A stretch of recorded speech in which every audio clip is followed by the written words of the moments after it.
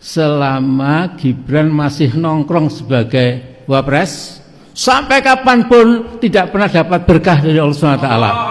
Jadi kalau bisa 3 bulan setelah ini itu segera diganti, lupakan sama sekali ya. Assalamualaikum warahmatullahi wabarakatuh. Teman-teman, kembali lagi di channel YouTube saya, Khairun Imam. Nah, seperti di video awal tadi yang teman-teman lihat, Amin Rais mengatakan bahwa tidak akan membawa keberkahan jika Gibran masih duduk di kursi wapres. Dan dia meminta kepada Pak Prabowo untuk mencopot jabatan Gibran 3 bulan ini, teman-teman. Seenaknya aja minta copot ya kan. Gibran itu dipilih rakyat, dicoblos oleh rakyat. Pak Prabowo dan Mas Gibran adalah satu kesatuan yang tidak dapat dipisahkan karena mereka adalah pasangan calon yang bertarung di Pilpres 2024 kemarin. Sesakit dan sebenci itukah Amin Rais? Ada lagi Refli Harun, Prof Ikrar, siapa lagi teman-teman, Henry Satrio dan segala macam yang meragukan kabinet merah putih bentukan Pak Prabowo Gibran. Di mana mereka sampai mengatakan bahwa kabinet Pak Prabowo adalah kabinet Jokowi Jilid 3 dan mereka masih meragukan kepemimpinan Pak Prabowo. Oke teman-teman, semoga video yang akan kita tampilkan kepada mereka bisa menyadarkan mereka dan membuka mata dan kepala mereka terkait tujuan nasional dari Pak Prabowo Subianto. Oke teman-teman, sebelum kita masuk ke videonya jangan lupa like, subscribe, dan share. Dan tanpa perlu berlama-lama lagi, mari kita mulai videonya berikut ini. Kenyataan sejarah bahwa tiap bangsa masing-masing berjuang untuk kepentingannya sendiri dan tiap bangsa ingin unggul bila perlu dengan mengorbankan kepentingan bangsa-bangsa lain. Saudara-saudara sekalian,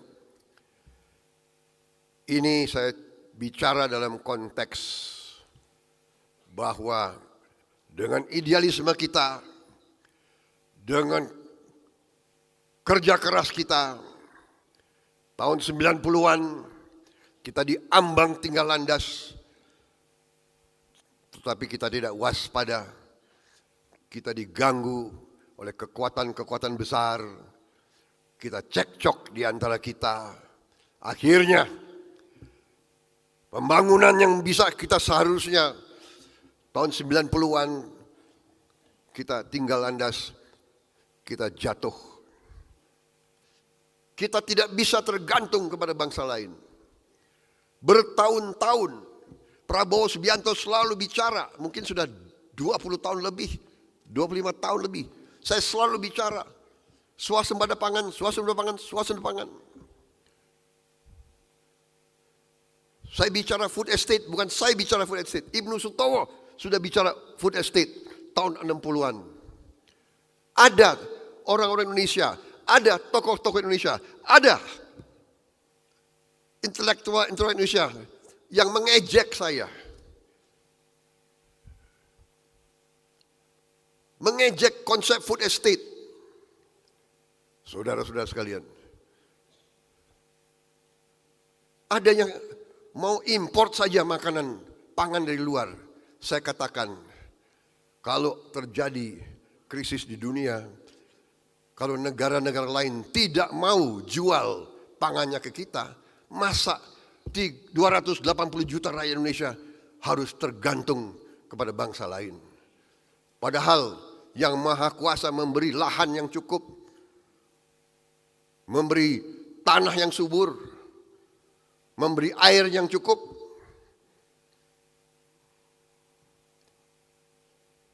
Saudara-saudara sekalian, ternyata apa yang saya sampaikan berkali-kali, bertahun-tahun, sekarang terbukti. Tetapi saudara-saudara sekalian, sarjana-sarjana muda yang akan menghadapi masa depan, saya katakan masa depan kalian cerah, masa depan kalian gemilang. Kita negara yang diberi karunia luar biasa oleh Yang Maha Kuasa. Kita sebentar lagi kembali swasembada pangan. Kita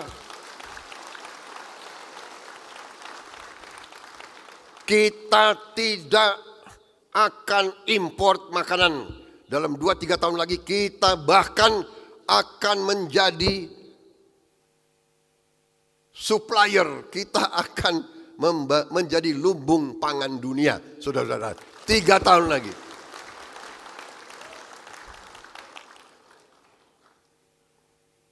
Masa depan saudara cerah. Saya sebetulnya kalau lihat situasi ini, saya senang dengan lagu Ku ingin hidup 1000 tahun lagi. Ya.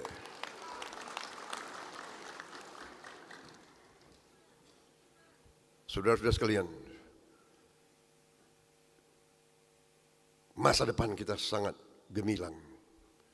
Semua indikator dari semua badan dunia mengatakan dengan Indonesia seperti sekarang, dalam 25 tahun lagi Indonesia bisa menjadi negara ke-5 atau ke-4 terkaya di dunia. Bisa kita bayangkan atau tidak? Bisa kita bayangkan atau tidak? Bisa? Enggak yakin saya. Iya, iya kan? Kita ini, ya maaf, kita koreksi diri kita ya, bangsa kita. Kadang-kadang apakah karena dijajah terlalu lama dulu, kita terlalu kagum sama yang berbau luar negeri. Iya kan? Terlalu kagum. Kita punya ayam goreng enak, maunya ke Kentucky Fried Chicken. Iya kan? Tapi harus diakui, Kentucky Fried Chicken enak gitu loh.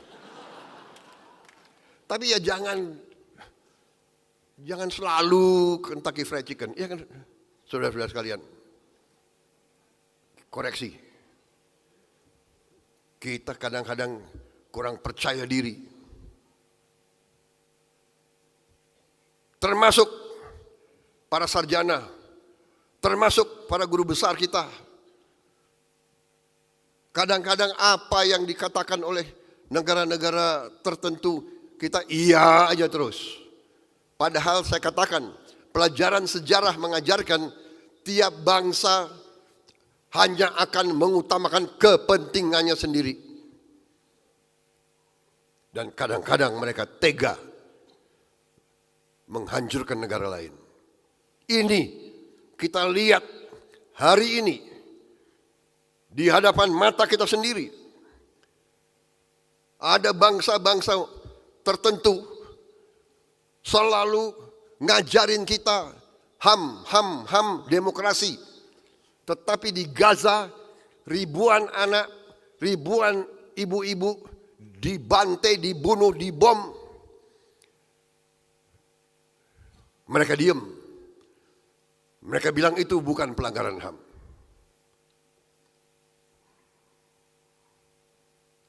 Saudara-saudara sekalian, dalam kesempatan ini saya katakan ya tadi, cita-citanya besar, tapi kadang-kadang pengorbanan besar, halangan besar, hambatan besar. Kunci yang ingin saya sampaikan kepada anak-anak muda. Tadi Dr. Samsuri luar biasa memberi wejangan bagaimana untuk berhasil.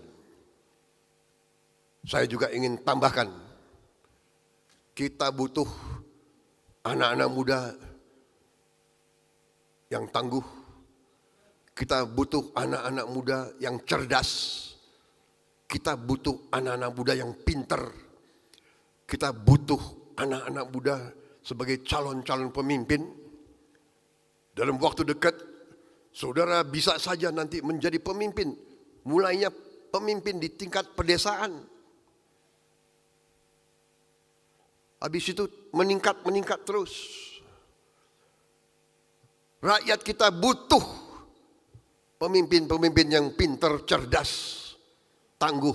Tetapi saya titip salah satu kelemahan tidak bangsa kita, tapi kelemahan bangsa-bangsa di dunia, terutama bangsa-bangsa yang dari dari bawah dijajah, meningkat, ingin maju. Kelemahan kita adalah satu di antara pemimpin-pemimpinnya adalah masalah cinta tanah air. Cinta tanah air bagi sebagian besar saya kira dari rakyat kita adalah cinta tanah air di mulut. Teriak cinta tanah air, teriak Pancasila di mulut. Begitu dia diberi kesempatan, dia korupsi. Saya titip anak-anak muda ini, cinta tanah air artinya cinta rakyat Indonesia.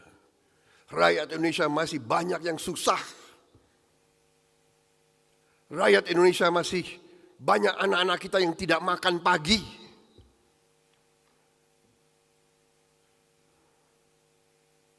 Anda yang muda-muda ini harapan mereka.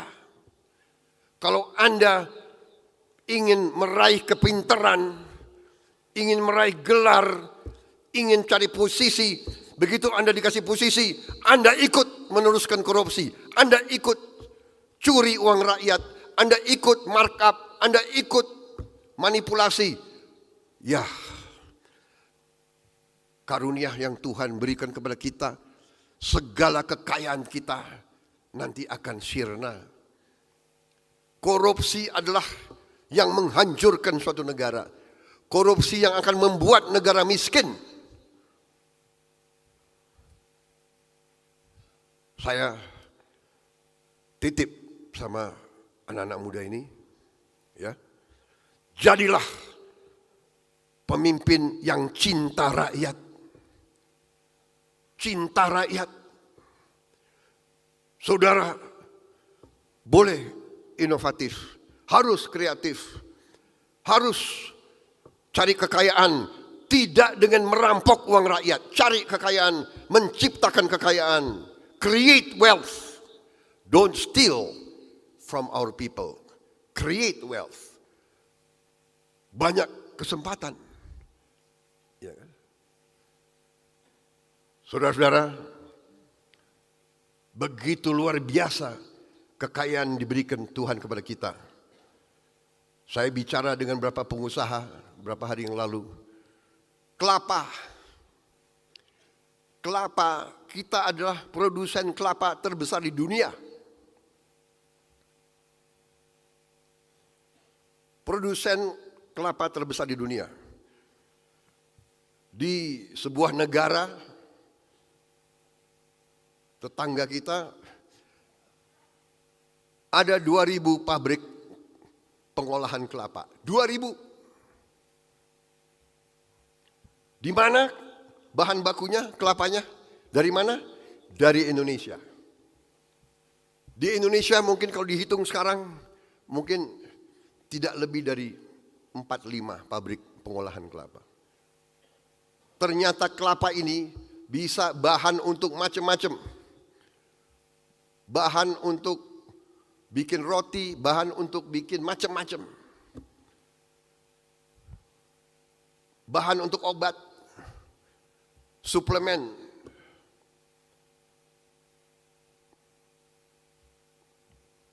Ada 2.000 pabrik, masing-masing pabrik mempekerjakan dari 1.000 sampai 2.000 pekerja.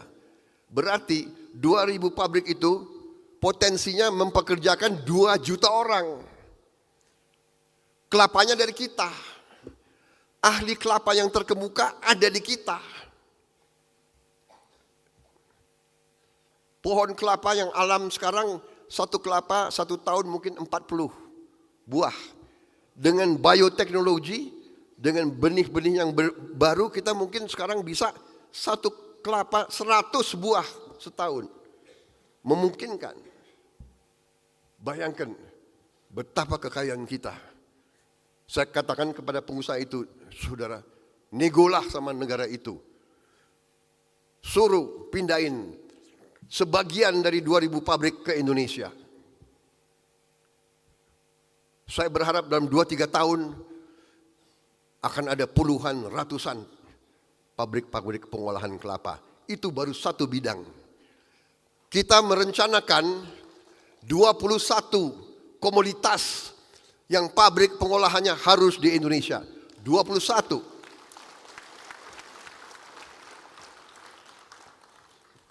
Para sarjana yang hari ini di wisuda, saya kalau tidak salah, saya beri hadiah buku saya. Sudah terima, saudara? Harus dibaca itu ya. Jangan dipajang aja, ya kan? Rumput laut. Rumput laut sekarang bisa mengganti pupuk. Saudara-saudara sekalian, kita nanti rumput laut juga bisa menjadi solar. Kita juga sekarang sudah punya teknologi untuk solar kita dari kelapa sawit. Sekarang kita sudah menghasilkan B35, tapi sudah uji coba B100. Kita sudah bisa bikin B100, artinya solar biodiesel dari kelapa sawit 100%. Kita bisa bayangkan nggak? Kita tidak akan import lagi solar dari luar negeri. Karena kita punya produksi kelapa sawit sekarang 48 juta ton. Mungkin 2 tahun lagi akan menjadi 70 juta ton.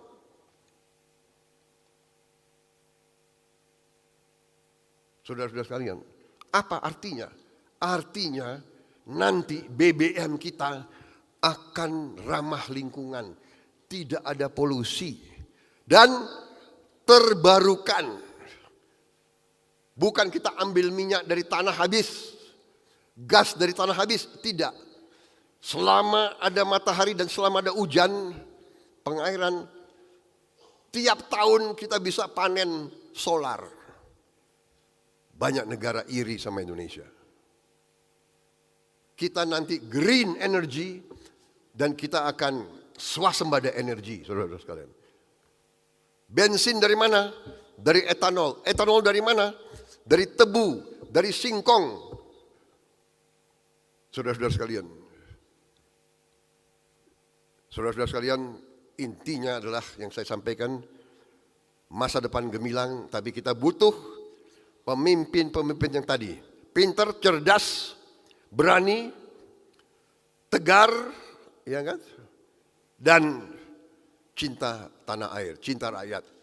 Dan karena cinta tanah air, karena cinta rakyat, tidak ingin melanjutkan praktek-praktek korupsi.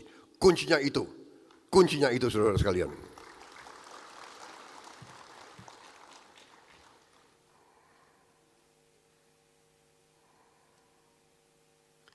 Saya kira cukup ya, karena tadi kopinya kurang, ya kan?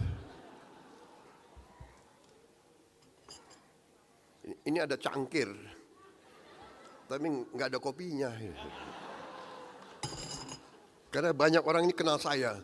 Kalau Pak Prabowo dikasih kopi, ceramahnya 3 jam. Kasihan orang tua yang sudah nunggu-nunggu, ya kan? Dan kasihan saudara-saudara. Tapi itu yang ingin saya titip sama saudara-saudara sekalian, ya.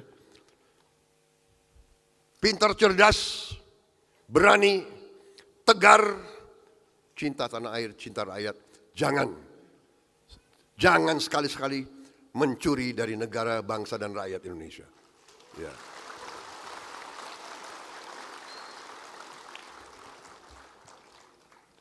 Harus menjadi kuat. Ingin kaya, bagus. Ingin kaya supaya orang kaya membantu orang yang kurang kaya dan belum kaya. Harus jadi kuat, kaya untuk membantu yang lemah. Saudara-saudara sekalian. Tapi jangan kaya dengan mencuri dari rakyat. Saudara-saudara sekalian, saudara boleh bangga jadi sarjana, tapi saya dalam hati saya sebenarnya saya sangat hormat sama pedagang kaki lima, sama tukang ojol, sama tukang bakso, sama petani, sama buruh tani, sama pekerja harian, sama buruh di pelabuhan, sama nelayan yang nyawanya dipertaruhkan untuk cari makan untuk istri dan anaknya.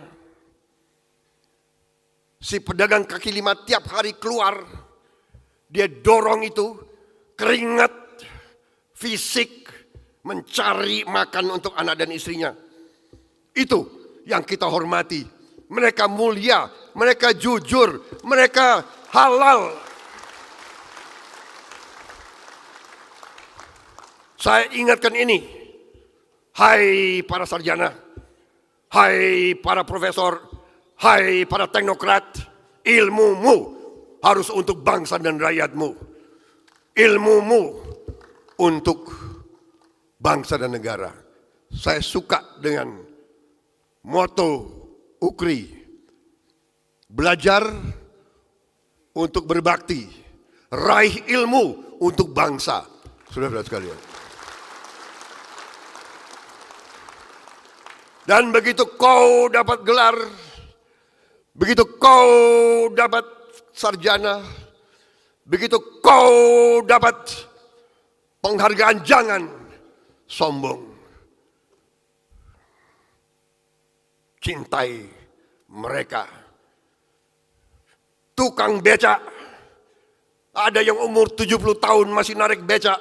Itu tugas kita. Itu tugas kita, tidak boleh ada lagi di atas umur 60 narik becak. Saya bikin proyek becak listrik. Minimal kalau dia mengemudi, fisiknya terbantu. Saudara-saudara, hal-hal semacam ini kita butuh sarjana-sarjana teknik mesin. Dan itulah prestasi dari PT LEN. Di sini ada perwakilan PT LEN. Ada. Terima kasih PT LEN. Luar biasa. Mereka hasilkan becak listrik.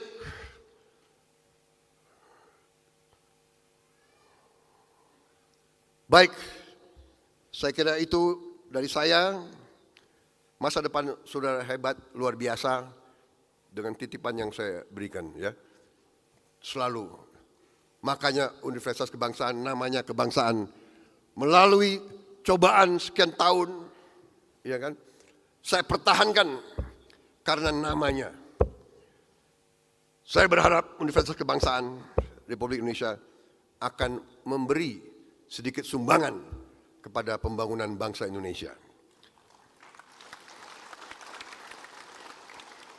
Saya tutup sambutan saya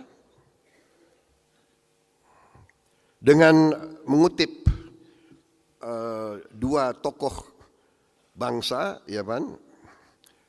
Pertama Ki Hajar Dewantoro yang mengajarkan kepada kita, ya, salah satu ilmu kepemimpinan yang sangat penting yang diambil alih sekarang juga oleh banyak institusi termasuk di TNI, ya, Ingarso Sungtulodo. Di depan memberi teladan. Ingmadio Mangunkarso. Di tengah-tengah membangun semangat. Tutwuri Handayani. Sekali-sekali kita beri dorongan dari belakang. Ini pelajaran dari Ki Hajar Dewantara. Juga suatu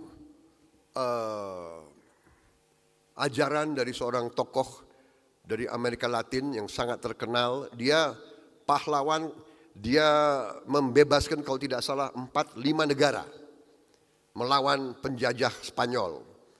Kalau tidak salah Venezuela, Ekuador, Bolivia, Peru yang dibebaskan oleh jenderal ini. Namanya Simon Bolivar. Dia membebaskan, tetapi dia tidak mau. Kalau tidak salah dia sempat menjadi presiden mungkin sebentar, dia mengundurkan diri dan dia meninggal karena sakit. Tapi dia tinggalkan suatu pelajaran dan dia sekarang di Amerika Latin sangat dicintai, sangat dihormati. Pelajaran dia saya kira patut kita ingat. Kita kalau mau maju, kita harus belajar dari mana saja, ya kan? belajar dari siapapun yang baik. Suatu bangsa akan berjalan menuju kebesaran dengan cepat, sesuai dengan kecepatan pendidikan mereka. Suatu bangsa akan terbang jika pendidikannya baik. Suatu bangsa akan runtuh jika pendidikannya diabaikan. Karena itu, saya setelah sah ditetapkan sebagai presiden terpilih, dan insya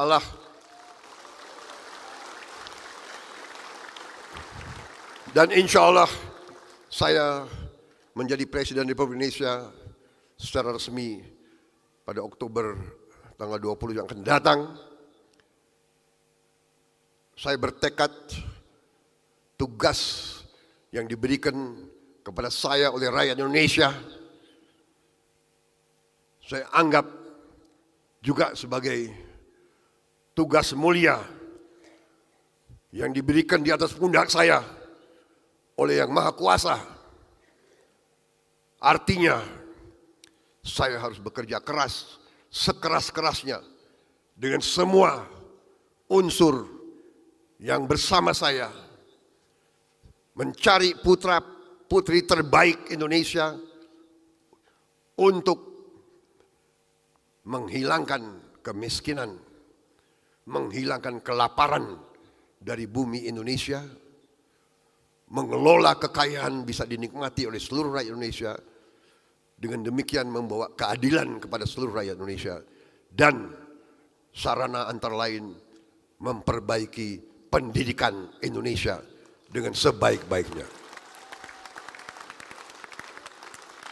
Pendidikan kunci kebangkitan bangsa Indonesia. Karena itu, guru-guru harus kita perbaiki kehidupannya. Karena itu, anak-anak sekolah harus kita jamin makan yang bergizi minimal sekali sehari. Ini kunci daripada kebangkitan bangsa Indonesia. Itu apa yang ingin saya sampaikan pada siang hari ini. Nah teman-teman, sangat luar biasa, sangat berapi-api bagaimana pidato dari Bapak Prabowo Subianto.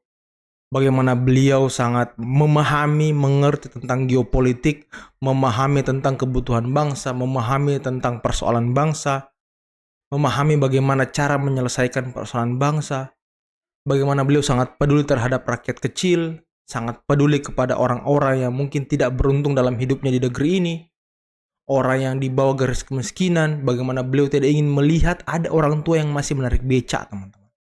Bagaimana beliau tidak ingin melihat ada lagi warga atau masyarakat yang lapar di negeri ini.